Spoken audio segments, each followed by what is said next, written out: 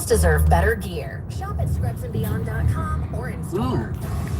Is that a Camaro? Yeah, it is. Oh, it's an RS. You don't even like Camaros. Sure I do. I love Camaros. I mean, the newer ones aren't as cool as they used to be, but they're still really cool American muscle cars, man.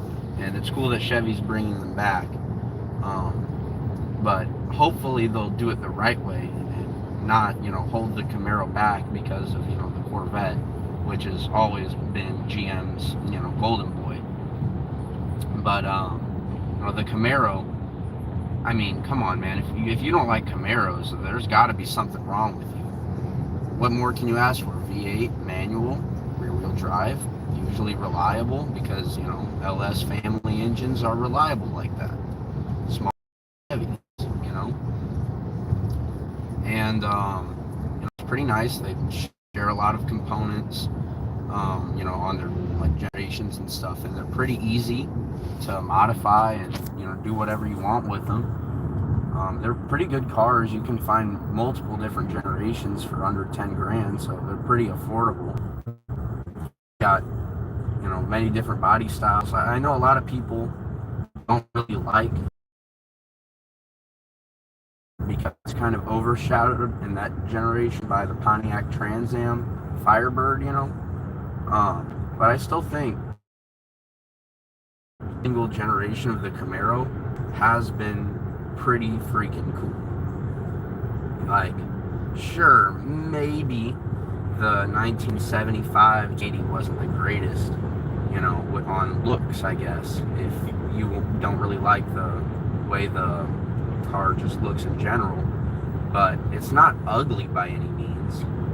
Sure, the Firebird, in my opinion, the Bandit Firebird, the 75 or whatever, looks really nice.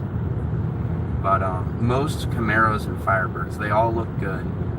They all are, decently reliable. The only Camaro I can hate on is that one that came in the 80s with General Motors Iron Duke Inline 4.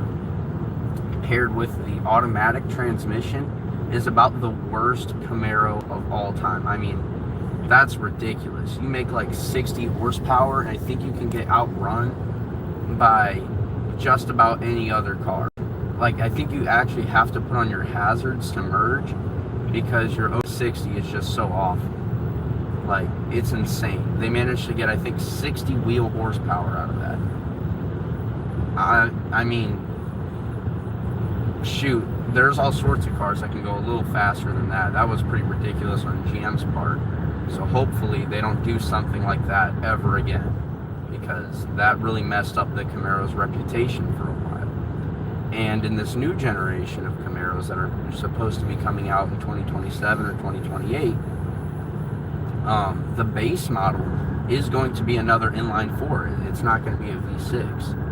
So it's not comparable in power from what I've heard. I think it's the 2.5 to Ford's EcoBoost. And, you also have to consider the used market on Camaros, because if the base model is an inline 4 and it's slower than a V6 Honda Accord,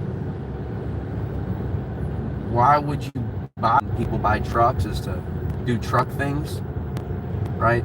Go off-roading and haul stuff and tow things.